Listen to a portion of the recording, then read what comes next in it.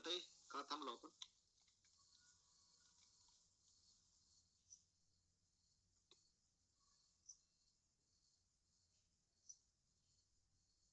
गंगाताई, hello, माझा आवाज येतोय? हो येतो सर. बर बर, का थांबलोय म्हणलं आपण? एक मिनिट.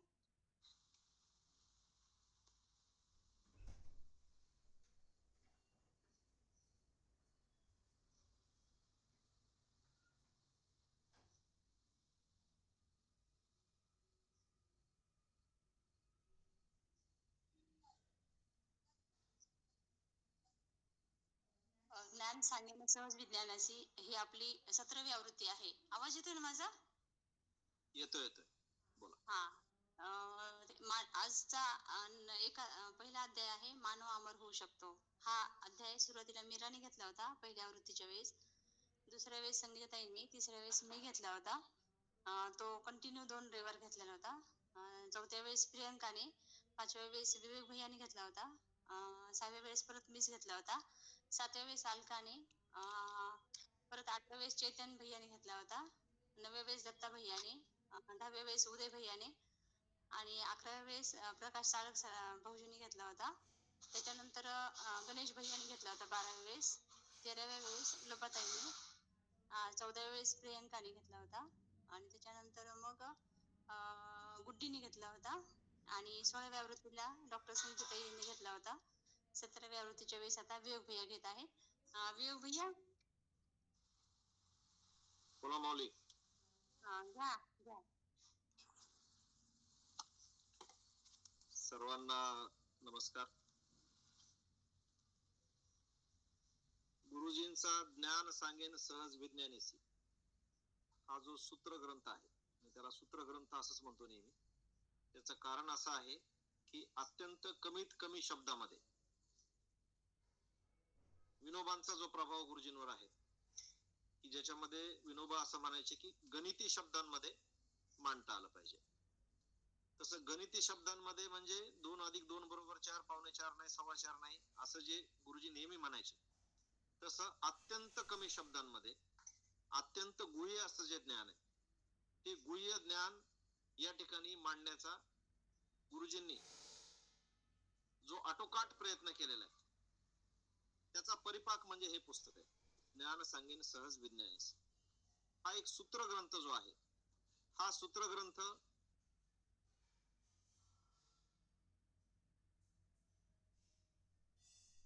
अगदी पहिल्या साधका म्हणजे प्राचार्य आबासाहेब देशमुख हे गुरुजींचे जेव्हा श्रोते होते, तेव्हा वरबगावला त्या पिंपळाच्या झाडाखाली गुरुजी बसून त्यांना जे बोलायचे ते तासनतास असायचं. आणि वाशीला शिकणारे आबासाहेब देशमुख जेव्हा सुट्ट्याला वरबगावला यायचे, तेव्हा आपल्याला समजू शकणारा विद्यार्थी एक विज्ञानाचा जिज्ञासू असा, या विद्यार्थ्याला गुरुजी हे सगळं ज्ञान सांगायचे. आणि त्या विद्यार्थ्याला हे सगळं तासनतास ऐकल्यानंतर, म्हणजे तेव्हाचे लोक असं सांगायचे की शेतामध्ये जात असताना हे बोलत बसले होते नदीच्या काठी त्या झाडाखाली, लोक शेतामधून परत आले तरीही हे बोलत होते तिथंच बसून, तितक्याच उत्सुकतेने, तितक्याच एकाग्रतेने आणि तितक्याच जिज्ञासेने ऐकणारा तो विद्यार्थी आणि तितक्याच उत्कटतेने बोलणारे गुरुजी, असं जे दृश्य आपल्या मनामध्ये आजही उभे राहील, तर त्याचा परिपाक म्हणजे हे पुस्तक आहे. या पुस्तकातली एक एक सूत्र गुरुजी त्यांना सांगायचे आणि त्या विद्यार्थ्याला असं खूप मनापासून असं वाटायचं की इतकं मूलगामी संशोधन जे आहे, आध्यात्मिक संशोधन, हे विज्ञानाच्या भाषेमध्ये मांडलेलं, प्राचीन ज्ञान अर्वाचीन सूत्रांमध्ये मांडलेलं, भारतीय शास्त्रज्ञांनी म्हणजे मुनींनी कुठल्या तरी गुहेमध्ये तपश्चर्या करून शोधलेले हे सगळे जीवनाचे आणि त्याच्याही पलीकडची सूत्रे हे आजच्या विज्ञानाच्या परिभाषेमध्ये मांडणारे गुरुजी. आणि हे सगळं कुठंतरी लिखित स्वरूपामध्ये आलं पाहिजे असं त्याच्या मनाची एक उत्कटता असायची. खूप इच्छा असायची, अति इच्छा असायची. कधी कधी ते गुरुजींना असं म्हणायचे की हे सगळं जर तुम्ही लिहिलं नाही आणि प्रकाशित केलं नाही तर तुमच्या नावावर आणखी कोणीतरी हे प्रकाशित करेल. जसं टेलिग्रामचा शोध किंवा बिनतारी यंत्रणेचा शोध हा जगदीश चंद्र बोसांनी कलकत्त्याच्या 10 बाय 10च्या एका खोलीमध्ये लावला. त्यांचं फक्त वनस्पती शास्त्राचे शोध आपल्याला माहिती आहेत, परंतु हाही शोध लावला आणि मार्कोनीनं तो आपल्या नावावर खपवला, असं मी कालच एका शास्त्रज्ञांकडून ऐकलं. मग नंतर कालांतराने हे सिद्ध झालं की हा शोध मुळात जगदीश प्रसाद बोस यांचा आहे, जगदीश चंद्र बोस यांचा आहे. तसं त्या विद्यार्थ्याला असं गुरुजींच्या बाबतीत होऊ नये असं वाटायचं. गुरुजींनी खूप वर्ष दम काढला या गोष्टीला आणि खूप वर्ष दम काढल्यानंतर गुरुजींचं असं मत होतं की ज्या स्वरूपात जिथे यायला पाहिजे ते त्याची पण उत्कटता असते आपली जशी असते तशी, त्या सृष्टीची की जिने हे ज्ञान मला दिलं आणि ते लिखित स्वरूपात यायला पाहिजे, ते या ग्रंथ स्वरूपामध्ये आलं. हे मूर्त स्वरूपात येण्यासाठी डॉक्टर संगीता देशमुख मॅडम यांचं गुरुजींवरचं जे नितांत प्रेम आणि त्या उत्कटतेपोटी की गुरुजी मला जे कळाले ते सगळ्या जगाला कळाले पाहिजेत, तर या प्रेमापोटी या पुस्तकाची छपाई झाली. याचं मूळ कुठे हे सांगताना गुरुजी असं म्हणतात की माझे जे मित्र, ऍडव्होकेट मित्र, त्यांचं नाव मला माहित आहे, ते आदमानी वकील होते, जे गुरुजींचे आंबेजोगाईच्या वसतिगृहामध्ये त्यांचे हॉस्टेलमेट होते, रूममेट होते. आणि रूममेट असलेले हे आदमाने वकील अतिशय चिकित्सक वृत्तीचे होते. ते गुरुजींचं अध्यात्म जशाच्या तसं स्वीकारायला तयार होते, परंतु एका अटीवर. ते असं म्हणाले की मी तुमच्यावर विश्वास ठेवील, मी तुमचं ऐकेल, माझी तुमच्यावर श्रद्धा आहे, परंतु जगाचं काय? ज्यांनी तुम्हाला पाहिलं नाही किंवा जे लोक तुम्हाला माहित नाहीत, अशा लोकांना जेव्हा तुमचं हे तत्वज्ञान ऐकायचं असेल तेव्हा त्यांना जे कळतं, त्यांना ज्याच्यावर विश्वास आहे, ती एक परिभाषा आहे सूत्रबद्ध विज्ञानाची. आणि या विज्ञानाच्या परिभाषेमध्ये जर तुम्ही हे मांडलं तर संपूर्ण जगाला ते स्वीकारार्ह असेल. जसं H2O is equal to water हे जसं कुठल्याही खेडेगावातल्या प्रयोगशाळेमध्ये सिद्ध होईल, तेच अमेरिका असेल, रशिया असेल, आणखी कुठल्याही ग्रहावरच्या कुठल्याही पद्धतीमुळे किंवा या पृथ्वी नावाच्या ग्रहातल्या कुठल्याही कोपऱ्यातल्या कुठल्याही लॅबोरेटरीमध्ये हा जर प्रयोग केला तर त्याच पद्धतीनं जसं तो सिद्ध होईल, तसं तुमचं हे आध्यात्मिक ज्ञान जे आहे ही सूत्र विज्ञानाच्या परिभाषेमध्ये तुम्ही मांडली पाहिजेत. हे आव्हान वाटलं गुरुजींना आणि ते गुरुजींनी स्वीकारलं. परंतु हे मांडायचं कसं ही एक पंचायत होती, कारण गुरुजी विज्ञानाचे शिक्षक नव्हते. गुरुजींचा शिकवण्याचा विषय होता मराठी. अध्यापनाचा आणि अध्ययनाचा विषय मराठी असताना मराठीच्या या शिक्षकाने, त्याही प्राथमिक शाळेतल्या, विज्ञानाच्या परिभाषेमध्ये हे कसं मांडायचं ही एक पंचायत त्यांच्या समोर होती. दुसरी एक पंचायत अशी होती की विज्ञानाचे शोध हे एका दिवसात लागत नसतात, एका महिन्यात लागत नसतात, एका वर्षात लागत नसतात आणि ते कायम आहेत असं कुणी दावा करत नाही. जसजसं वैज्ञानिक दृष्टी ही विस्तारत जाते, जसजसे वैज्ञानिकांना नवीन दृष्टी येते, कुणीतरी त्याच्या पाठीमागं खूप एकाग्रतेनं अभ्यास करायला लागतं, तसतसे हे शोध विस्तारत जातात आणि विस्तारत गेल्यानंतर पहिला शोध जो आहे त्या पहिल्या शोधामध्ये भर पडून एक दुसरा शोध त्या शोधाचा नवीन भाग म्हणून समोर येतो. मग असं जर असेल तर विज्ञानाच्या परिभाषेमध्ये हे आध्यात्मिक ज्ञान मांडलेलं हे अंतिम असेल का, हा एक प्रश्न होता. आणि मग अंतिम जर ज्ञान मांडायचं असेल, कारण अध्यात्म हे अंतिम सांगतं, तिथं गुरुजी जसं म्हणतात तसं गणिती गोष्टी असतात, आणि मग गणिती सूत्र असतील तर अंतिम ज्ञान हे विज्ञानाच्या परिभाषेमध्ये मांडायचं झालं तर गुरुजींनी जसं लिहिलेलं आहे या अध्यायामध्ये, असं आपण म्हणूया की मूलद्रव्यांची संख्या सुद्धा एक नव्हती. मूलद्रव्यांची संख्या शाळेत असताना वेगळी होती, महाविद्यालयात आले तेव्हा वेगळी झाली, ते जेव्हा शिक्षक झाले तेव्हा वेगळी झाली. आणि ही मूलद्रव्य जी आहेत किंवा याच्यामधलं सूक्ष्मता जी आहे ते अणुचं विभाजन होऊ शकत नाही असा एक जो शोध होता, तो शोध नंतर मागे पडला आणि त्याच्यानंतर एक विस्तारित शोध असा झाला की त्याच्यामध्ये इलेक्ट्रॉन, प्रोटॉन, न्यूट्रॉन अशा पद्धतीचं विभाजन होऊ शकतं, म्हणजे अणुचं सुद्धा विभाजन होऊ शकतं. नाहीतर अणु हा सर्वात छोटा घटक, एक सूक्ष्म अतिसूक्ष्म घटक, म्हणून एक मान्यता होती. या मान्यतेचाही विस्तार झाला.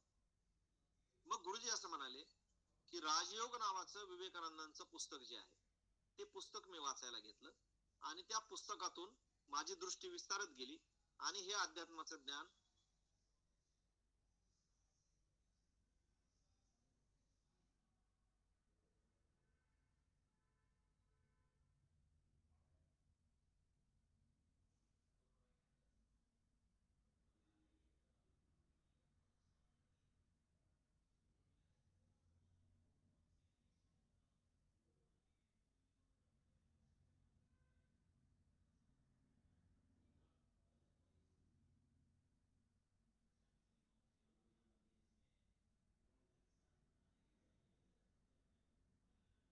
किंबहुने नावाचे ते असं म्हणाले की अत्यंत उत्सुकतेनं मी हे पुस्तक हातामध्ये घेतलं आणि या पुस्तकामध्ये असं काय आहे की ज्याच्यामुळं एक माणूस हा सामान्य माणसाचा महात्मा गांधी झाला हे मला बघायचं होतं.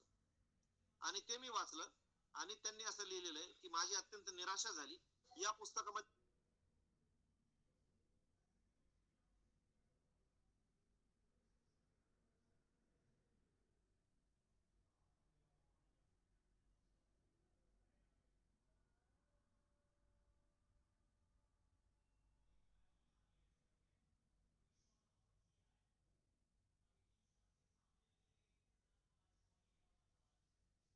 पोटी तुम्ही काय ग्रहण करू इच्छिता याच्यावर हे अवलंबून आहे की सृष्टी तुम्हाला तुमच्या पदरामध्ये काय दान टाकते.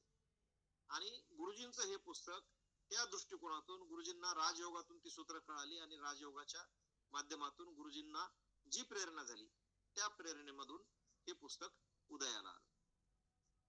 संगीता देशमुख मॅडमचे खूप आपण आभार व्यक्त करूयात. त्यांचे उपकार आहेत की त्यांनी अत्यंत उत्कटतेनं हे लिखित स्वरूपामध्ये सगळ्यांसमोर येण्यासाठी प्रयत्न केले आणि गंगाताईंनी या पुस्तकाची प्रेरणा जी गुरुजींची खंत होती की या पुस्तकावर कुणीच बोलत नाही याच्यावर अभिप्राय सुद्धा कोणी व्यक्त करत नाही.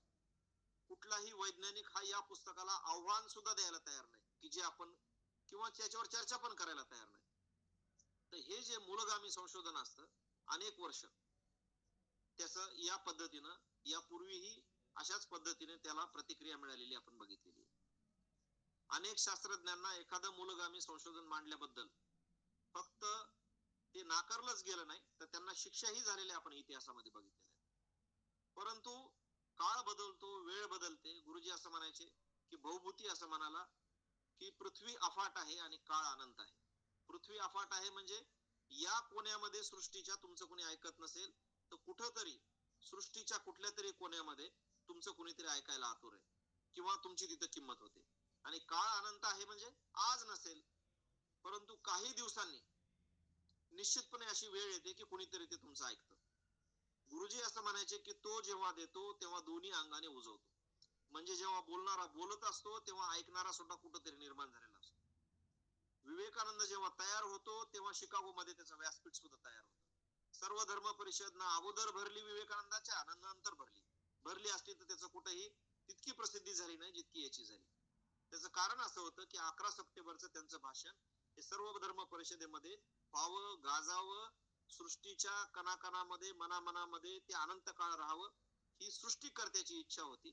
म्हणून गुरुजी जसं म्हणायचे की दोन्ही अंगानं उजवून देतो तसं या पुस्तकाच्या रूपाने या चर्चेच्या रूपाने गंगाताईनं आपल्याला हे जे व्यासपीठ निर्माण करून दिलेलं आहे त्याच्याबद्दलही मी त्यांचा खूप ऋणी आहे की त्यांनी हे पुस्तक हातामध्ये घेतलं आणि गुरुजींची एक जी खंत होती ती खंत दूर करण्याचं काम अत्यंत प्रामाणिकपणे या माध्यमातून त्या करत आहेत. अनेक लोक आपल्याला बोलायचं आहे म्हणून हे पुस्तक अत्यंत गांभीर्याने अनेकांनी वाचलं. आपण हे नवीन काहीतरी ऐकत आहोत या उत्सुकतेने अनेकांनी ते ऐकलं आणि त्या निमित्ताने गुरुजींनी मांडलेलं मूलगामी चिंतन जे आहे ज्याला मी पुन्हा एकदा सूत्रग्रंथ या स्वरूपामध्ये जे चिंतन मांडलं गेलेलं आहे त्या चिंतनाचे हे सगळे लाभार्थी झाले. आता आपण या पहिल्या चॅप्टर कडे येऊया. तर हा जो पहिला अध्याय आहे मानव अमर होऊ शकतो का असं नाहीये. गुरुजींनी त्याच्यामध्ये उद्गार वाचक असं चिन्ह दिलेलं आहे की मानव अमर होऊ शकतो म्हणजे होऊ शकतो असं म्हणायचं गुरुजींना. त्याला प्रश्नार्थक चिन्ह नाही. आणि आणि गुरुजी असं म्हणतात की माणसाची मूळ ज्या काही इच्छा आहेत त्या इच्छेमध्ये बहुतेक सगळ्या इच्छा ज्या आहेत त्या देहाशी बांधलेल्या आहेत. देह क पदार्थ आहे. देह सडका आहे, नासका आहे, कुचका आहे, तो जाणारा आहे. हे अनेक तत्वज्ञानामध्ये मांडलं गेलेलं आहे. अनेक धार्मिक तत्वज्ञानाचं जणू ते आधारस्तंभ आहे, मूळ आहे. परंतु गुरुजी असं म्हणतात की कोणत्याही प्राण्याला आपण मरावं असं वाटत नाही. अगदी छोटासा एखादा वळवळणारा प्राणी जरी असेल आणि त्याच्यावर पाय पडला आपला, तर आपण बघतो की कसल्या धडपडीनं ते वळवळ करतात. कुठल्याही प्राण्याला आपला जीव जावा असं वाटत नाही. शेवटपर्यंत प्रयत्न असतात की तो जीव राहावा.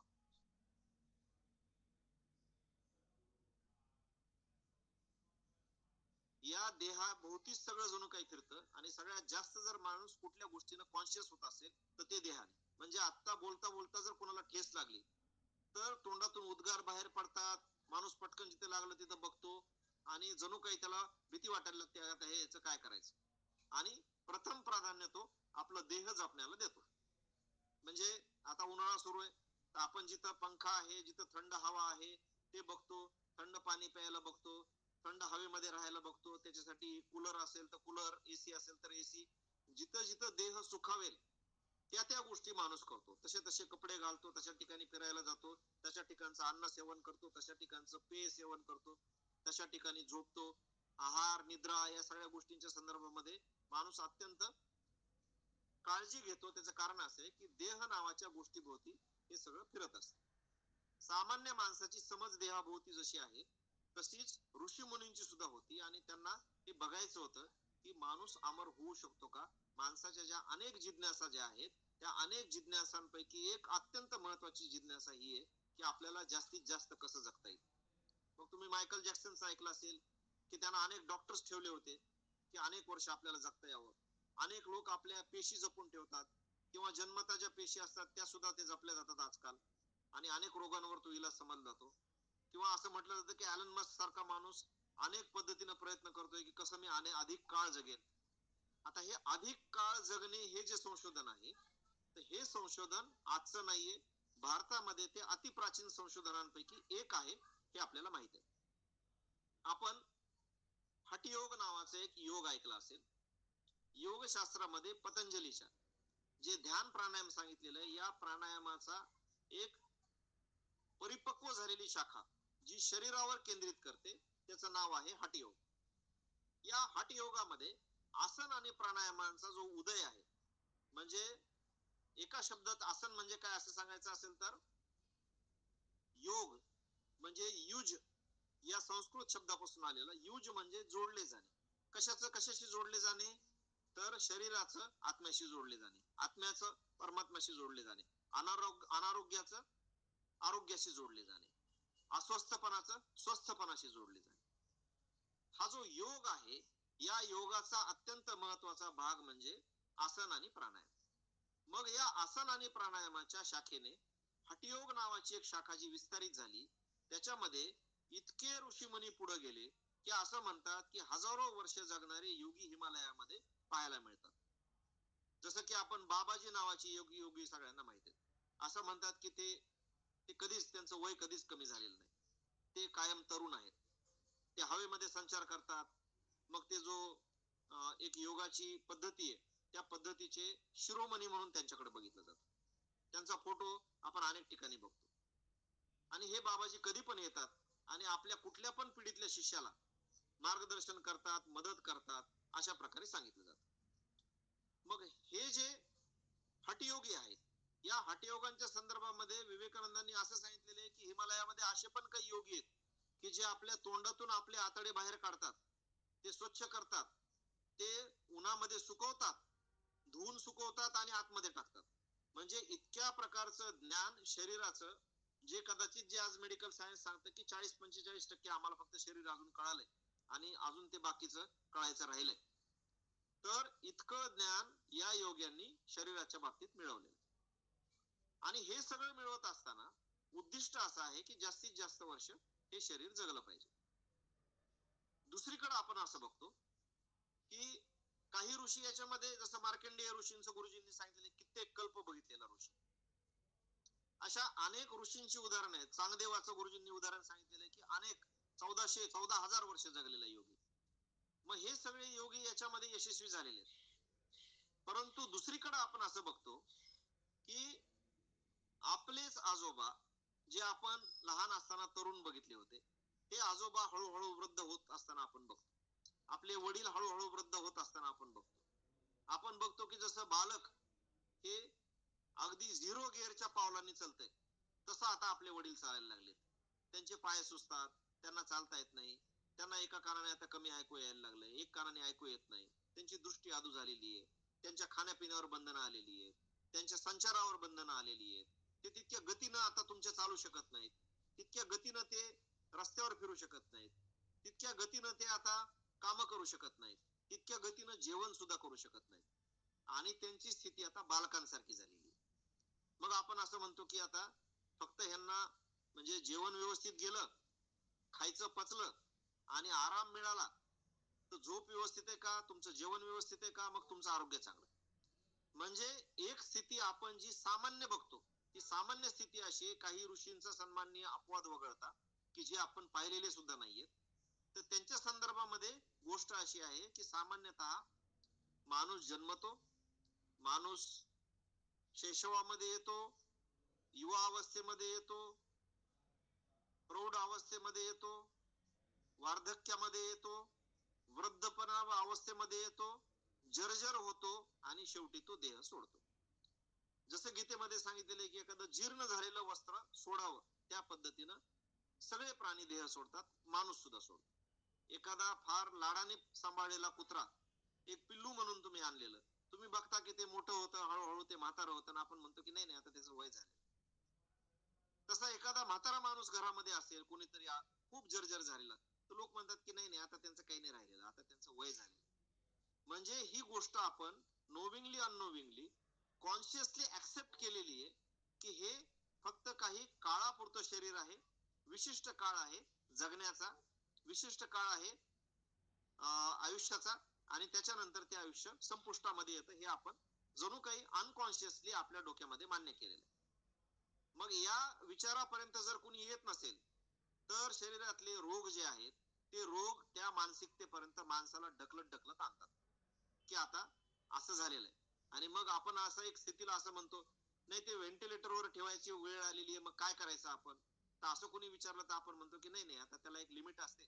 तर ठीक आहे, आपल्या खूप जवळच्या लोकांचं पण आपण कधी कधी ऍक्सेप्टन्स घेतात डॉक्टर की आता ठीक आहे आता न्यायचं का मग घरी, तर आपण म्हणतो की हो आता हे मान्यच केलं पाहिजे आणि हे नैसर्गिक आहे असं आपण मान्य करतो.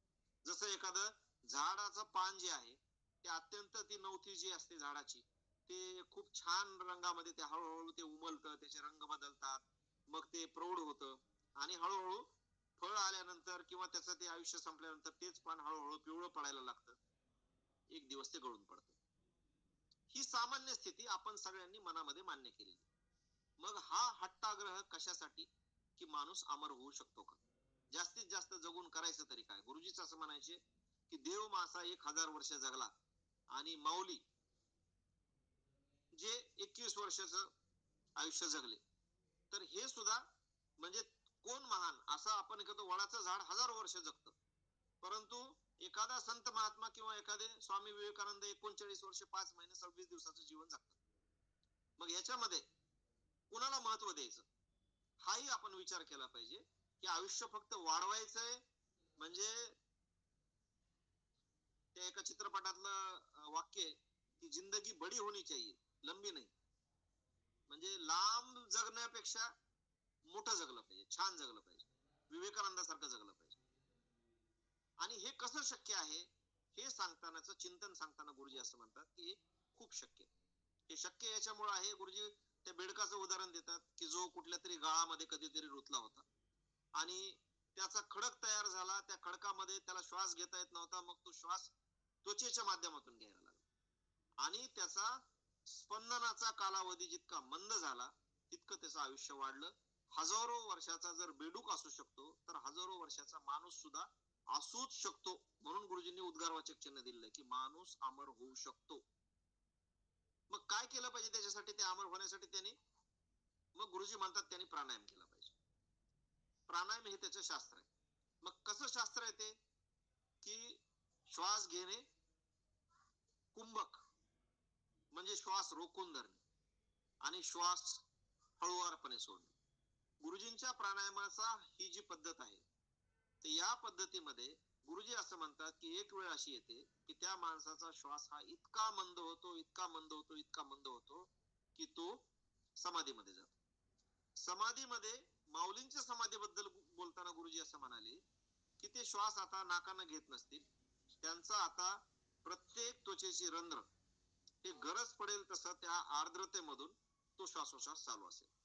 तो इतका मंद असेल की ती संजीवन समाधी माऊली आहेत, हा जो ठाम विश्वास गुरुजींचा होता की त्या संजीवन समाधीमध्ये प्राणायामाच्या भाषेमध्ये या पद्धतीनं तो श्वासोच्छ्वास सुरू असेल नकळतपणे. आणि ही गती ही जितकी मंद असेल श्वासोच्छ्वासाची, तितकं त्याच्यामध्ये आयुष्य वाढतं. आणखी कशामध्ये वाढतं? गतीमध्ये वाढतं. कोणती गती?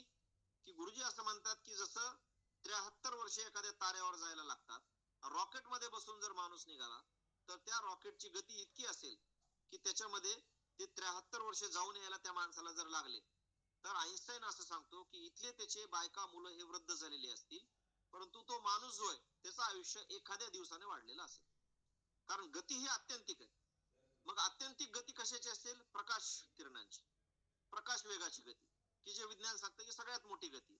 आता प्रकाश वेगाच्या गतीपेक्षा गुरुजी असं म्हणतात की मनोवेगाची गती ही त्यापेक्षा अधिक आहे. जर प्रकाश किरणांची म्हणजे वीज पडल्यानंतर आवाजाने घाबरू नका असं आपण का म्हणतो? कारण ध्वनीचा वेग हा मंद आहे. अगोदरच वीज चमकून गेलेली, पडायची असली तर ती पडली असती तुमच्या अंगावर. नंतर जो गडगड तो भेडवणारा, त्याचा भिण्याचं काहीच कारण नाहीये, त्याचं कारण ते नंतर आलेलं आहे. तो आवाज ध्वनीचा वेग हा कमी आहे म्हणून तो खूप वेळाने येतो. अगोदरच ते चमकून गेलेलं असतं, मग कडकडाट येतो. तसं प्रकाशाचा वेग अधिक आहे आणि या प्रकाशाच्या वेगाने माणूस हा भूतकाळामध्ये सुद्धा जाऊ शकतो. त्याचं कारण असं की जर त्याच्यापेक्षा प्रकाशाच्या वेगापेक्षा वेग जर गती जास्त असेल, तर आईन्स्टाईनच असं सांगतो की मग तुम्ही भूतकाळात जाऊ शकता, उलट चक्र फिरू शकता. मग तर तुम्ही भूतकाळात पण जाऊ शकता. ती गती इतकी आहे की जसं गोल चक्र फिरतं आणि ते पहिल्या त्या खालच्या त्या बॉटम लाईनला सुद्धा जाऊन येतं, तसं तुम्ही भूतकाळात सुद्धा जाऊ शकता. मग गुरुजी असं म्हणतात की छत्रपती शिवाजी महाराजांचा राज्याभिषेक सोहळा हा जो आपल्या मराठी मनाचा मानबिंदू आहे, तर तो क्षण जर कुणाला अनुभवायचा असेल तर तो त्या वेगाने अनुभवता येईल. प्रकाश वेगाने तुम्ही गेलात तर किरण पुढे पुढे जातील, तुम्हाला त्या वेगाने तो अनुभवता यायचा नाही. परंतु जसं सूरदासांनी, ज्यांना असं म्हणतात की डोळेच नव्हते, डोळे नव्हते पण दृष्टी नव्हती असं नाही बरं का, दृष्टी होती, कवीची दृष्टी नव्हती ती. त्यांनी प्रत्यक्ष कृष्णाच्या बाललीला बघितल्या आणि बाललीलेतला कृष्ण जर कोणी खऱ्या अर्थाने समोर आणला असेल जगाच्या आणि जिवंत केला असेल तर तो सूरदासांनी केला. आणि सूरदासांना ती दृष्टी ही अंतर्दृष्टीतून मिळालेली दृष्टी होती. तर ही अंतर्दृष्टी म्हणजे काय? तर ध्यानामध्ये इतकी स्पंदन मंद होतात आणि दृष्टीची गती इतकी वाढते, मनाची गती इतकी वाढते की तुम्ही त्या ठिकाणी जाऊन कृष्णाच्या बाललीला बघू शकता, ज्या सूरदासांनी बघितल्या, किंवा त्यांच्या रासलीला पण बघू शकता. आता गंमत अशी आहे, सूरदासांनी फक्त बाललीला बघितल्या, रासलीलेकडे ते गेलेच नाही. त्यांना तोच कृष्ण आवडला. रासलीला आणखी कोणी बघितल्या? तुलसीदासांनी बघितल्या. तर हे जे बघणं आहे, तर हे बघणं गुरुजी असं म्हणतात की सहज शक्य आहे. रामकृष्णांनी रासलीला बघितल्या आणि ठाकूरांनी त्या मांडल्या. इतकंच नव्हे तर येशू ख्रिस्त कसा दिसतो हे त्यांनी स्पष्ट करून जेव्हा सांगितलं, तेव्हा येशू ख्रिस्तांचे बायबल वाचणारे काही लोक तिथे बसलेले होते. तर ते असं म्हणाले की नाही नाही, पण ह्या बायबलमध्ये तर असं लिहिलेलं आहे. तेव्हा ठाकूर अत्यंत ठामपणे, निसंकोचपणे, स्पष्टपणे, कुठलंही भीडभाड न ठेवता म्हणाले की नाही नाही, मला जे येशू ख्रिस्त ध्यानामध्ये दिसले ते अशा अशा पद्धतीचे होते, त्यांचे नागडोळे असे होते, ते असे दिसायचे. तेव्हा काही अत्यंत चिकित्सक लोकांनी असं शोधून काढलं की एका देशाच्या बायबलमध्ये असा उल्लेख आहे की येशू ख्रिस्त नेमके असे दिसायचे. म्हणजे कुठंतरी जे ठाकूरांनी बोललं होतं, बघितलं होतं, ते जुळलं. ते जुळण्याचं इतकं ठामपणे बोलण्याचं कारण असं की ते तितक्या मनोवेगाच्या गतीने भूतकाळामध्ये जाऊ शकले आणि ते पाहू शकले. जे पाहिलं ते सांगितलं, जे अनुभवलं तेच सांगितलं. जसं तुकाराम महाराज म्हणतात की जसं जगलो, जे अनुभव आहे तेच सांगितलं. आधी केले मग सांगितले. तर तसं हे आधी बघितलेलं जसं बघितलेलं तसं सांगितलं. मग ध्यानामध्ये जे आपल्याला दिसतं, जे दृश्य दिसतात, जे जे काही दिसतं, तर ते स्पंदनं मंद झालेली आहेत आणि जे आपली मनाची गती वाढलेली, जी प्रकाश वेगापेक्षा अधिक आहे, त्यामुळे ती सगळी दृश्य दिसतात. त्यामुळे ठाकूरही दिसतात. आणि गुरुजी असं म्हणतात की मग समजा हे आयुष्य विस्तारायचं, तर हे आयुष्य विस्तारता येतं, हे आपल्याला मार्कंडेय ऋषींनी सिद्ध केलं. हे आयुष्य विस्तारता येतं, हे चांगदेवांनी सिद्ध केलं. पण चांगदेवांनी हेही मान्य केलं की 21 वर्षाचा माऊली मुलगा त्यांच्या समोरचा किंवा त्याच्याही पलीकडे जाऊन माऊलींची छोटी बहीण ही त्याची गुरु होते. म्हणजे 14,000 वर्ष जगण्याचा विस्तार जो आहे तो आवश्यक आहे का, हाही एक भाग आहे. त्याच्यामुळे सगळे लोक हे 14,000 वर्ष जगत नाहीत. जेव्हा जेव्हा माणसाला असं वाटतं की आपलं इति कर्तव्य संपलेलं आहे, ज्याच्यासाठी आपण जन्मलो, जसं मी हॅपी बर्थडे म्हणत असताना नेहमी म्हणतो की there are 2 days important in human life, the day you born and the day you understand Y you born. तसं जेव्हा माणसाला कळालं की आपण का जन्मलो आणि आपल्या जीवनाचं ध्येय काय, उद्दिष्ट काय, कशासाठी आपण जन्माला आलो, हे जेव्हा माणसाला कळतं, हे कळाल्यानंतर माणसाला पुन्हा जगण्याची, या शरीरामध्ये पुन्हा पुन्हा हे शरीर ओढत नेण्याची फारशी इच्छा राहत नाही. विवेकानंदांच्या जेव्हा लक्षात आलं की 39 वर्ष 5 महिन्याच्या जीवनामध्ये आपण जे करायला पाहिजे ते सगळं केलेलं आहे आणि आपल्याकडून ते सगळं झालेलं आहे, हे जेव्हा त्यांना मनातून वाटलं, तेव्हा त्यांना हे शरीर ओढत नेण्यामध्ये कुठली इच्छा राहिली नाही. म्हणून त्यांनी समाधी लावली आणि त्याच्यामध्येच महासमाधी घेतली. परंतु गुरुजी असं म्हणतात की महापुरुष हे मरत नसतात, ते निर्वाण असतात, ते इच्छा मरण असतात. त्यांनी ठरवून, माऊलींनी जसं संजीवन समाधी घेतली ठरवून, त्या पद्धतीने ते मरण हे अभद्र आहे. तडफड करून मेलेला माणूस, जगण्याची इच्छा असताना सुद्धा गेलेला माणूस, हा काहीतरी तृष्णा, इच्छा, आकांक्षा, महत्वाकांक्षा ह्या शिल्लक राहिल्यात कुठंतरी. हुक लागलेलं आहे, कुठतरी अडकलेलं आहे, अजून निघलेलं नाही ते पूर्ण. म्हणून तो बिचारा तडफड करतोय. त्याला असं वाटतं की नाही नाही, एवढं तरी व्हायला पाहिजे होतं. ते असं नाही झालं की मग ते निर्वाण. परंतु निर्वाणात मध्ये गंमत अशी आहे की हे लोक, जसं ओशो असं म्हणाला की हा कधीच या तारखेला जन्माला नाही आणि ह्या तारखेला मेला नाही, तर या तारखेपासून या तारखेपर्यंतच्या काळात त्यांनी पृथ्वी नावाच्या ग्रहाला भेट दिली. तसं ही महात्मे कधीही मरत नाहीत. आसमंतामध्ये, शरीरहीन स्थितीमध्ये ते कायम विद्यमान असतात.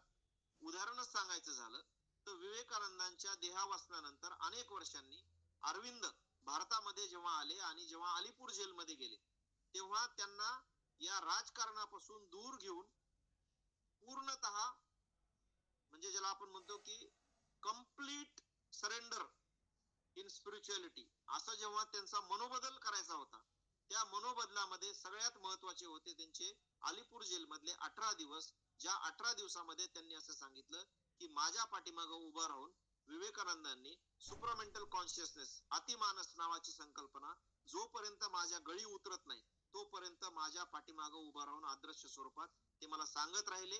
आणि 18 दिवसानंतर जेव्हा ही संकल्पना पूर्णपणे मला समजली, असं त्यांना वाटलं, त्यानंतर त्यांनी तिथून ते निघून गेले.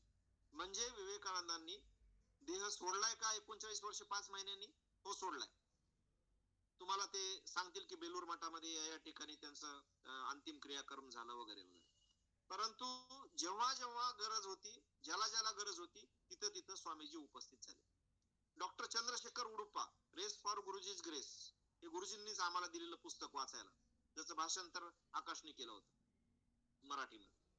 ते डॉक्टर चंद्रशेखर उडुप्पा असं म्हणायचे की पेशंटला तपासत असताना मी विवेकानंदांना असं विचारायचो स्वामीजींना की त्या पेशंटला माझ्या दृष्टीनं हा रोग झालाय, ते म्हणायचे नाही नाही, हा झालेला आहे, डायग्नोसिस असा असा आहे. मग ते म्हणायचे की मग ही गोळी जर दिली तर किती दिवसात बरं होईल हे सांगा. ते म्हणायचे किती तासात होईल हे सांगतो. म्हणजे स्वामीजी जे गेलेले आहेत असं म्हणतात लोक, तर ते गेलेले वगैरे नाही, तर ते आज सुद्धा विद्यमान आहेत आणि ते ज्याला भेटायचे त्याला भेटतात. गुरुजी असं म्हणाले की नाथांचं देहावसन झालं, प्रेत यात्रा चालली होती एकनाथांची, आणि गावची पोरगी माहेर वाशिन बिचारी आली आणि तिला असं वाटलं की नाही नाही आता हे प्रेत अभद्र आहे आणि हे आता आपण तेव्हा नाथ म्हणले अरे नाही नाही तुला अपशकुन करत नाही. ते उठले आणि ते म्हणाले मला काय मी नंतर पण मरेन. तर म्हणजे ज्यांचं मरणावर सुद्धा अधिकार आहे असे जे महापुरुष आहेत तर या महापुरुषांमध्ये ताकद असते की ते मरण अभद्र नसतं तर ते अत्यंत पवित्र असं मरण असतं. गुरुजींनी त्याला निर्वाण असं नाव दिले. तर हे जे अमर होण्याची जी कथा आहे गुरुजी असं म्हणतात की माणसाच्या मूलगामी चिंतनाचा पहिला हुंकार म्हणजे आपण अमर होऊ शकतो का असा आहे. तर होऊ शकतो का अमर आपण? होऊ शकतो. कशा करता अमर व्हायचंय हा एक प्रश्नचिन्हाचा विषय की का बरं अमर व्हायचंय. जर उद्दिष्ट असतील काही तर ठीक आहे. नाही तर हठयोगाचा भाग म्हणून गुरुजींनी जे प्राणायाम आहे त्या प्राणायामाला थोडस बाजूला सारले. गुरुजी असं म्हणाले जसं ठाकूर असं म्हणायचे की अध्यात्मामध्ये प्राणायामामध्ये ध्यानामध्ये एक घनदाट जंगल आहे. त्याच्यामध्ये हजारो अनुभव येतील. तुम्ही भरकटाल जर तुम्हाला गुरुची दिशा नसेल तर. दिशा आणि गती ह्या दोन्ही गोष्टी महत्वाच्या आहेत. नुसतं गती असून उपयोगाचं नाही. एक निश्चित दिशा असली पाहिजे आणि निश्चित दिशा गुरु देतो. मग जर निश्चित दिशा असेल तर त्या दिशेने तुम्ही गेलं पाहिजे आणि जर तुम्ही ती दिशा नसेल तर अनेक अनुभव घेत राहाल भरकटत राहाल. जसं ठाकूर असं म्हणायचे की तू या पाण्यावरून चालत आलास आणि तिकडे चालत गेलास आणि ह्याच्यामध्ये 12 वर्षाच्या तपस्येचा वेळ घालवलास. अरे हे चाराने घे त्या नावाड्याला दे त्याच्यात नावेत बसून तू जाशील आणि येशील. शेवटी तू मिळवलं काय 12 वर्षामध्ये. तर प्रश्नचिन्हाचा विषय हा आहे की आयुष्याचा विस्तार कशासाठी करायचा. तर जसं मी मागा म्हणालो की जिंदगी बडी होनी चाहिए लंबी नाही. तसं माऊलींचं जीवन असेल स्वामीजींचं जीवन असेल हे जरी कमी होतं त्याला कोणी अल्पायुषी म्हणून नये. त्याचं कारण असं की आपल्या जेव्हा क्षीरभवानीचं शेवटचं दर्शन झालं काश्मीरमध्ये आणि ते भग्न असलेलं मंदिर बघून जेव्हा स्वामीजी म्हणाले की मी इथं एक मोठं डागडुजी करून मंदिर बांधेन तेव्हा क्षीरभवानीनं दर्शन देऊन त्यांना जणू काही निर्वाणाचा संकेत असा दिला. ती म्हणाली की अरे तू कोण माझं मंदिर बांधणार. माझ्या मनात आलं तर 7 मजली सोन्याचं मंदिर मी इथं उभं करेन. आणि स्वामीजींच्या असं लक्षात आलं की आता ह्या देहाचं प्रयोजन संपलेलं. जे 11 सप्टेंबरचं शिकागोचं भाषण होतं तो त्याचा उच्चांक होता. त्यानंतर दिलेली अनेक प्रवचनं हा त्याचा विस्तार होता. आणि आता आपण कुठंतरी या शरीराला ओढत घेऊन जाणं हे चुकीचं आहे. ते असं आपल्या गुरुबंधूला म्हणजे ब्रह्मानंद स्वामींना असं म्हणायचे की राजा ते म्हणायचे की बघ जर रेस मधला घोडा हा म्हातारा झाला तर त्याला मरू देत नाहीत ते लोक जर्जरून त्याला गोळी घालून मारतात. तसं तू मला गोळी घालून सुद्धा मारू शकतोस. माझ्या देहाचं आता प्रयोजन संपलेलं आहे. हे म्हणण्यामागचा उद्दिष्ट असा होता की महात्म्यांना हे कळतं की आपला देह आता कुठं थांबवायचा आहे आणि कुठं त्याला निर्वाणाचं स्वरूप द्यायचं. तर गुरुजी असं म्हणतात की या पद्धतीने ते केलं जाऊ शकतं. अनेक विज्ञानाची सूत्र गुरुजींनी सांगितलेले त्याचं विभाजन सांगितलेलं आहे. आणि विज्ञानाच्या परिभाषेमध्ये गुरुजी असं म्हणतात की आईन्स्टाईननं जे चिंतन केलं आणि आईन्स्टाईननं जे सांगितलं की माणूस जरूर अमर होऊ शकतो तो जर प्रकाशाच्या वेगाच्या पलीकडे गेला तर त्या गतीमध्ये तो होऊ शकतो.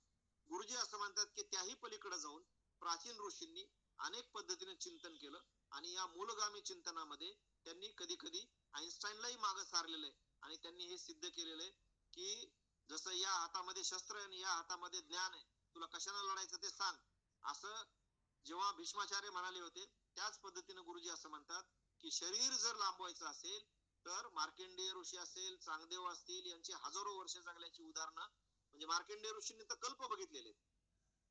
ब्रह्माचं एक दिवसाचं आयुष्य म्हणजे कित्येक इंद्र होऊन जातात. गुरुजी असं सांगतात की आणि मग जे सप्त लोक आहेत त्या सप्त लोकांमध्ये कशा पद्धतीने आयुष्य वाढत जातं याचंही गुरुजी उदाहरण देतात. जे सप्तचक्र आपल्यामध्ये आहेत त्या सप्तचक्रांचं म्हणजे जे पिंडी तेच ब्रह्मांडी तसं आतमध्ये 7 चक्र आहेत तर इकडे सुद्धा 7 लोक आहेत एकच एक आहे. आणि हे सांगताना गुरुजी असं म्हणतात की जेव्हा लांबी रुंदी आणि वजन ही त्रिमिती संपते तेव्हा माणूस हा फार गतीमध्ये कुठेही जाऊ शकतो. मग ते प्रकाशाच्या पलीकडची गती असते. मग त्याला कोणी मारू शकत नाही आणि काहीच नष्ट होत नाही हा ऊर्जेचा सिद्धांत आहे जो गुरुजींनी या अध्यायामध्ये मांडला. त्यांचं असं म्हणणं आहे की काहीच नष्ट होत नाही. सगळं फक्त स्वरूप बदलतं आणि स्वरूप बदलतं. बाकी ज्या जड गोष्टी आहेत ज्या ह्याच पृथ्वीपासून निर्माण झालेल्या आहेत ज्या पृथ्वी आप तेज वायू ह्या पंचमहाभूतापासून सुरू झालेलं शरीर ज्याच्यामध्ये जल आहे काही कमी पडलं तर ते जातं. ज्याच्यामध्ये पृथ्वी आहे ज्याच्यामध्ये आकाश तत्व आहे ज्याच्यामध्ये अग्नी तत्व आहे याच्यापैकी कुठेही गडबड झाली तर आयुर्वेद असं सांगतं की या तत्वामध्ये गडबड झाली, मग तुम्ही हे करा. तसं गुरुजी असं म्हणतात की ह्या शरीराचं प्रयोजन जे आहे ते इथलंच प्रयोजन आहे. आपण अनेकदा बघतो की अनेक महापुरुष, रामकृष्ण हे आले गेले त्याहून जग का ओसेची पडले, अशा कविता आपण बघितलेल्या आहेत.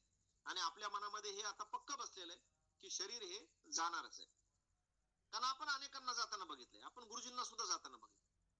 आणि ते जे लास्टिंग इम्प्रेशन आपल्या मनामध्ये असतं ते अनकॉन्शियसली आपल्याला रेडी करते ह्या गोष्टी स्वीकारायला, की आता हा देह नश्वर आहे, हा जाणारा देह. आणि हे जरी मान्य केलं तरी गुरुजी असं म्हणतात की ते एकांगी चिंतन होईल. वैज्ञानिक दृष्ट्या हे सिद्ध झालेलं आहे की शरीर सुद्धा अमर होऊ शकतं.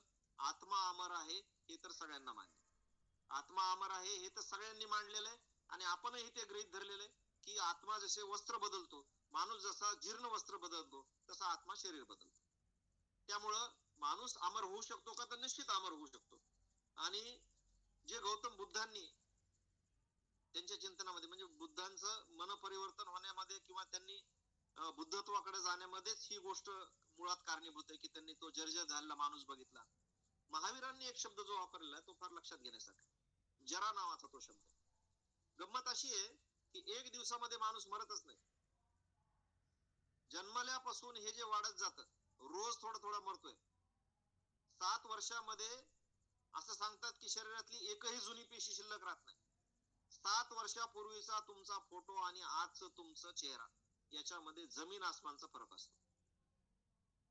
ते गुगल दाखवतं कधी कधी बिफोर 10 इयर्स, आणि कुठला तरी एक तुमचा फोटो फिरायला गेला तो दाखवतो. बिफोर 12 इयर्स कुठला तरी तुमचा एक फोटो दाखवतो. आणि ते बघून म्हणतो अरे अरे आपण किती तरुण दिसत होतो तेव्हा, किती आपण बारीक दिसत होतो वगैरे वगैरे, चेहऱ्यामध्ये किती बदल झालाय. तर हा जो बदल आहे ना, महावीरांनी हा जरा या शब्दामध्ये मांडला. त्यांचं म्हणणं की माणूस हा रोज मरत असतो आणि हळूहळू तो मरतो. आणि नंतर एक स्टेज अशी येते की लोक म्हणतात की नाही, आपल्याला ते रोज आपला चेहरा बघून बघून लक्षात येत नाही आपल्या, की आपण हळूहळू वार्धक्याकडे चाललोय, आपण हळूहळू आपलं शरीर हे बदलत चाललंय. हे जेव्हा महावीर मांडतात, जेव्हा बुद्ध मांडतात, आणि ते असं म्हणतात की या नश्वरतेला तुम्ही मान्य करा आणि जे शाश्वत आहे त्या शाश्वताचा शोध घ्या. गुरुजीही शेवटी तिकडेच येतात आणि गुरुजी असं म्हणतात की जे शाश्वत तत्व आहे, ते शाश्वत तत्व ज्याला समजलं त्याला नंतर जगण्याची आशा राहत नाही. त्याला हा शरीर इथे ठेवण्यामध्ये म्हणजे प्रयोजन काय कुठल्याही गोष्टीचं. म्हणजे सावित्री या महाकाव्यामध्ये अरविंदांना असं सांगितलंय की शेवटी यम असं विचारतो की कशासाठी जगायचंय, तेव्हा ती म्हणते तुझं तरी प्रयोजन काय मानवी जीवनामध्ये, तू तरी का अटळपणे येतो. तर त्याचं उत्तर देताना ती असं म्हणते की जोपर्यंत माणसाला आपण अंतिमापर्यंत जात नाही तोपर्यंत तुझी भीती आहे. आणि एकदा अंतिम कळालं माणसाला की त्याच्यानंतर तुझं प्रयोजन हे शून्य. मग तू भिडू शकत नाहीस माणसाला, मग तू घाबरू शकत नाहीस. त्याच्यामुळे गुरुजी असं म्हणतात की महात्मा जेव्हा मरतो तेव्हा त्याचा मृत्यू दिन नसतो, तर ती पुण्यतिथी असते. पुण्य आणि तिथी म्हणजे तो दिवस आहे ना, तो पुण्याचा दिवस. कसं काय बाबा, मरण तर अभद्र आहे ना. मेला तेव्हा तर ते सगळे मरण कळा सगळ्यांच्या चेहऱ्यावर येते, लोक रडतात, आसपासचं शरीर सगळे शोकाकुल असतात. फार वाईट दिवस आला असं लोक म्हणतात, अरे अरे आजचा दिवस नव्हता यायला पाहिजे असं म्हणतात. पण गुरुजी असं म्हणतात की महात्मा जेव्हा मरतो तेव्हा त्याला मृत्यू दिन म्हणत नाही, त्याला पुण्यतिथी यामुळे म्हणतात की त्याला त्या मृत्यूचं प्रयोजन कळालं. त्याला कळालं की शरीर का सोडायचं, आणि मृत्यूच्या अभद्रपणाला, अमंगलतेला निर्वाणाच्या मंगलामध्ये परिवर्तन करण्याचं जे साध्य आहे ते साध्य पूर्ण करण्यासाठी आपण प्रयत्न केले पाहिजे. प्राणायाम त्याच्यासाठी असला पाहिजे, ध्यान त्याच्यासाठी असलं पाहिजे, जगणं त्याच्यासाठी असलं पाहिजे, वागणं त्याच्यासाठी असलं पाहिजे, सरळ झालं पाहिजे आणि सरळ त्या दिशेने गेलं पाहिजे. हा जो गुरुजींनी पहिला अध्याय मांडलेला आहे, हा अध्याय याच्यासाठी की लोक शेवटी विचारतात की कशासाठी करायचं ध्यान, कशासाठी करायचं प्राणायाम. तर त्या अंतिमाकडे जाण्याचा जो विचार आहे तो विचार या अध्यायामध्ये गुरुजींनी मांडलेला आहे. मला जसं ते कळालं, काही राहिलंय का थोडस बघूयात आणि समारोपाकडे येऊयात.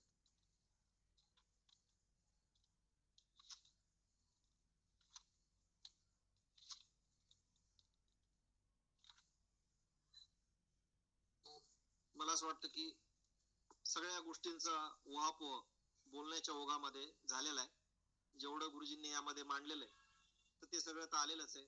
पण त्याच्याही पुढे जाऊन गोष्ट अशी आहे की आपलं हे सगळं जे ध्यान प्राणायाम आणि ह्या सगळ्या उपक्रम आहेत, याचा उद्देश हा आहे की हे सगळी सूत्र समजून घेणे.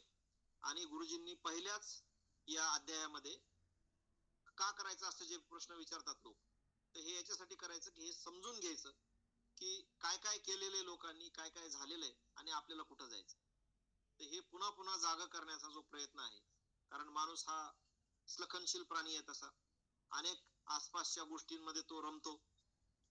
कधी कधी तो कर्मयोगी बनलाय का कर्मासक्त बनलाय याचाही विचार करण्याची गरज पडते. आणि असं असताना आपण बरोबर चाललोत का नाही याचं पुन्हा पुन्हा प्रत्यय घेण्यासाठी आपल्याला गुरुकडे पाहावं लागतं किंवा गुरुच्या समोर बसावं लागतं. गुरुजींचा देह जेव्हा होता तेव्हा आपण ते कुठे आहेत हे शोधून शोधून कोणत्या तरी दिवशी त्यांच्या समोर जाऊन बसायचो आणि ह्या सगळा पाढा वाचायचो किंवा आपलं सगळं त्यांच्या समोर मांडायचो आणि ते जे सांगतील ते स्वीकारून आपण पुढचं जीवन जगायचो.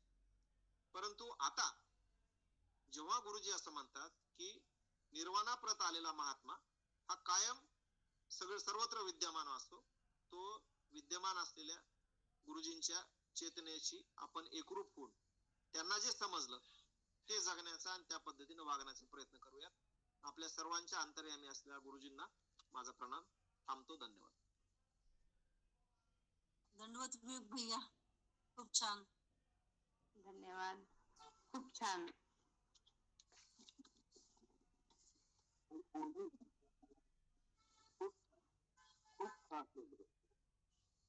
प्रभावी, एकदम एकदम खास, फ्लुएंट.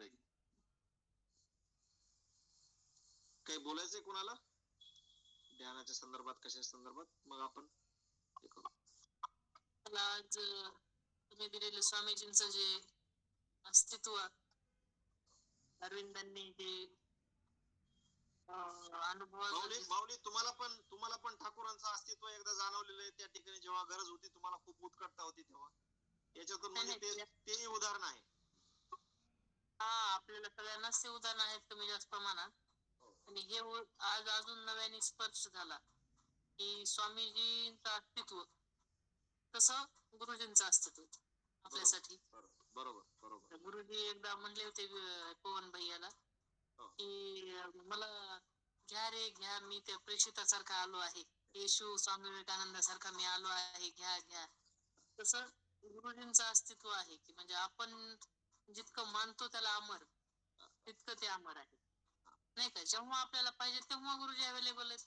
विनोबा किती म्हणले होते, विनोबा सारखा महात्मा, की आता तर मला 8 किलोमीटर जायची गरज नाही, गांधी गेले तर बरं, ते बरंच झालं, नाही का?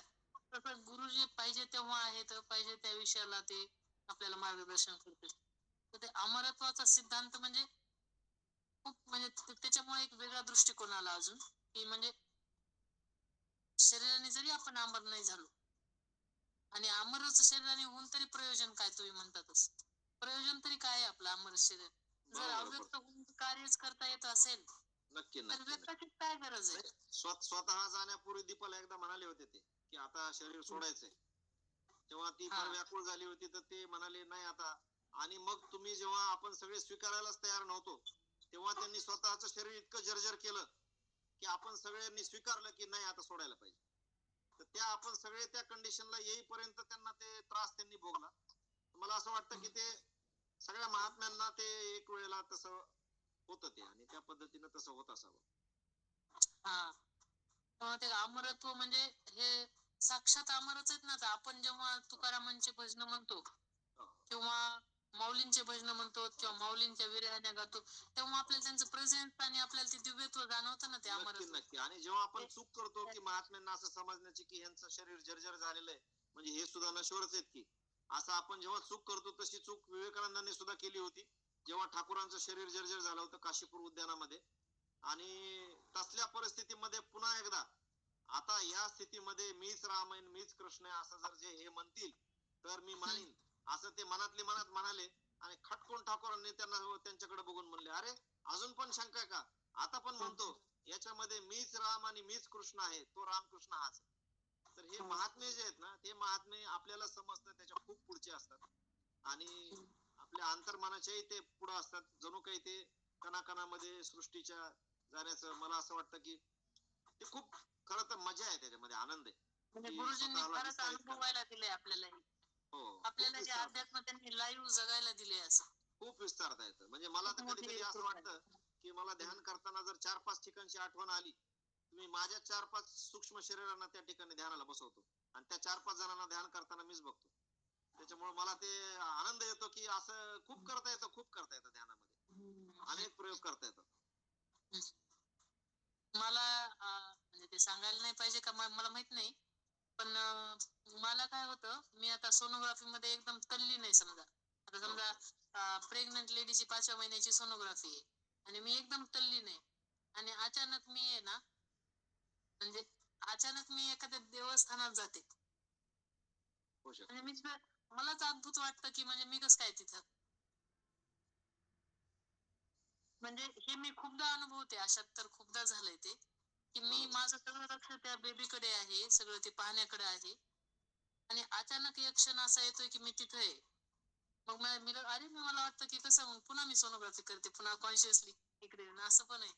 अद्भुत अद्भुत अनुभव देतात गुरुजी. त्यांनी म्हणजे खूपच मोठं हे जगायला दिले आपल्याला, अनुभवायला दिले साम्राज्य. बरोबर, बरोबर. तर त्या अमरत्वाचा एक चांगला वेगळा स्पर्श आज तुम्ही विवेकानंदांचं उदाहरण दिल्यामुळे अजून एक नव्याने जाणवलं. 18 दिवस. म्हणजे फार छान अरविंद झालं. असं म्हणाले की अरविंद इतके चिकित्सक होते की या सगळ्या गोष्टींचा त्यांना स्पर्श सुद्धा नव्हता आणि निरीश्वरवादी जीवन जगण्यासाठी त्यांच्या वडिलांनी आत्यंतिक प्रयत्नाने त्यांना इंग्लंडमध्ये ठेवलेलं होतं की या सगळ्या हो. गोष्टींची भनक सुद्धा त्यांना लागू नये. परंतु ते म्हणाले की 18 दिवस त्यांचं इतकं स्पष्ट अस्तित्व आणि इतकं स्पष्ट प्रबोधन मी ऐकलं की अतिमानसाची संकल्पना जी विवेकानंदांच्या जीवनामध्ये त्यांना विस्तार करायला वेळ नाही मिळाला, तर ती त्यांनी त्यांचा देह सुटल्यानंतर हा योग्य माणूस बघून, हा योग्य योगी बघून त्याच्यामध्ये ती पूर्णपणे जेव्हा त्यांच्या गळी उतरली असं त्यांना वाटलं, तेव्हाच त्यांनी तिथलं अस्तित्व सोडलं. म्हणजे हे त्यांनी लिहून ठेवलेलं आणि त्याच्यामुळे आणि अरविंदांना ते हे मान्य करावं लागलं की अध्यात्म नावाचं एक शास्त्र आहे आणि ते आपल्या चिकित्सक बुद्धीच्या खूप पुढचं गोष्ट आहे. आणि अमरत्वाचं म्हटलं की स्वामीजींना ठाकूरांनी पण ते पवहारी बाबाच्या प्रेमात पडले होते ना. हो हो हो पवहारी बाबा. हो हो तर त्यांना तितके दिवस ठाकूर येऊन दिसायचे त्यांना. हो हो हो अडवायचे, पायापाशी रस्ता चाकू रस्ता अडवायचे दिसायचे. त्यांच्याकडे जाताना हा. त्यांचा. गेलेले नसतातच हे, म्हणजे सगळेच नाही आहेतच म्हणजे ते. नाही नाही नाही काही काही गेलेलं नाही. हम्म. चला, छान घेतलं सर. Thank you sir. धन्यवाद. संधी चालतंय. दिल्याबद्दल आभार माऊली. नाही, मीराची कविता राहिली वेव भैया. हो हो हो हो हो. मीरा. मीराताई. हो हो. दंडवत सर्वांना. कविता मी मौन संमती घेत आहे गंगा, त्याच्या पुढची कविता. हे एक सकाळचं ध्यान आहे. तुला अर्घ्य देताना झुंज मुंज समयी तू प्रगटलास. तुला अर्घ्य देताना झुंज मुंज समयी तू प्रगटलास. माझ्या भक्तीच्या प्रकाश पाऊल वाटेने अर्धुनमिल्लित नेत्रांनी धीर गंभीर सागराला भरती यावी असे तुझे आसमंताला गवसणी घालणारे वलय हृदयात बंद करण्यासाठी. तुला अर्घ्य देताना झुंज मुंज समयी तू प्रगटलास. माझ्या भक्तीच्या प्रकाश पाऊल वाटेने अर्धुनमिल्लित नेत्रांनी धीर गंभीर सागराला भरती यावी असे तुझे आसमंताला गवसणी घालणारे वलय हृदयात बंद करण्यासाठी भाळ तुझ्या चरणी ठेवले. अन या हातांना तुझ्या अनंत रूपांचे अश्रू पुसण्याचे दान दे. दरिद्री नारायणाच्या सेवेचे वरदान दे. माझ्या या स्पंदनांनी तुझ्या गंभीर मौनावर जणू मोरपिसच फिरले. आणि तू गोड पण गुढ हसलास. आपल्या वरद नेत्रमंडलातून मौन संमती देत. जय हो गुरुजी. वा, खास खास. छान. पसायदान घेऊया. नाही, कविता छान आहे. छान आहे, छान. पसायदान घेऊया. आता विश्वात्मके देवी येणे वाग्यज्ञ तोषावे. दोषो निमज द्यावे पसाय दान हे.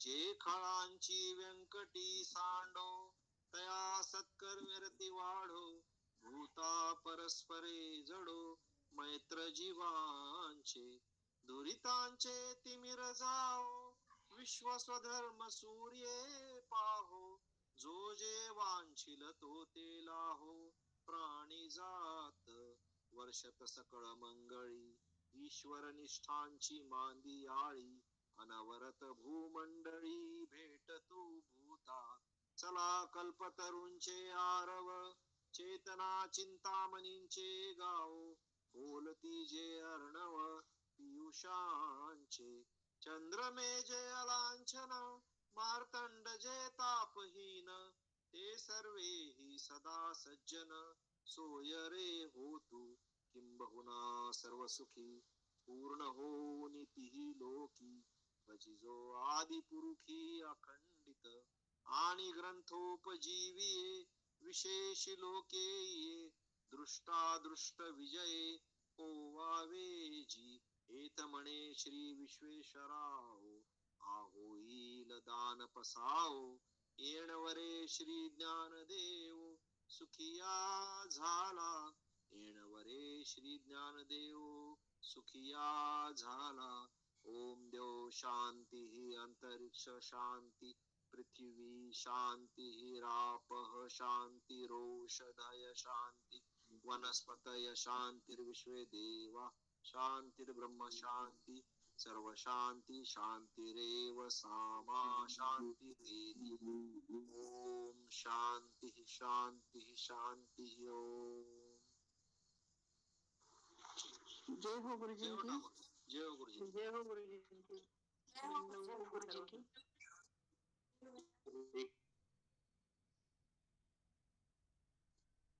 जय हो गुरुजी की. जय हो. जय हो गुरुजी की. जय गुरुदेव. जय हो गुरुजी की. जय हो गुरुजी की.